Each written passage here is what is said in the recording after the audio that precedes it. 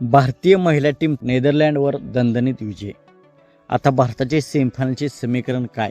भारताला सेमीफायनलमध्ये जाण्यासाठी किती सामने जिंकावे लागतील हे आपण या व्हिडिओमध्ये जाणून घेणार आहोत. तर नमस्कार मित्रांनो, मी आहे सोमनाथ सरकर. आपण पाहतात क्रिकेट मराठी. तर महिला T20 वर्ल्ड कप 2026मध्ये भारताने नेदरलँडवर शानदार विजय मिळवत सलग दुसरा विजय नोंदवला आहे. या विजयामुळे भारताच्या सेमीफायनलच्या आशा आणखी मजबूत झाल्या आहेत. भारताने प्रथम फलंदाजी करत 209 धावांचा डोंगर उभा केला होता. त्यानंतर भारतीय गोलंदाजांनी जबरदस्त कामगिरी करत नेदरलँडचा डाव 114 धावात गुंडाळला. भारताने तब्बल 95 धावांनी सामना जिंकला. या विजयामुळे भारताचे आता 2 सामन्यात 2 विजय आणि 4 गुण झाले आहेत. सर्वात महत्त्वाची गोष्ट म्हणजे भारताचा नेट रन रेट देखील खूप मजबूत आहे, जो पुढे सेमीफायनलच्या शर्यतीत निर्णायक ठरू शकतो. आता भारताचे पुढील सामने दक्षिण आफ्रिका, बांगलादेश आणि ऑस्ट्रेलिया विरुद्ध आहेत.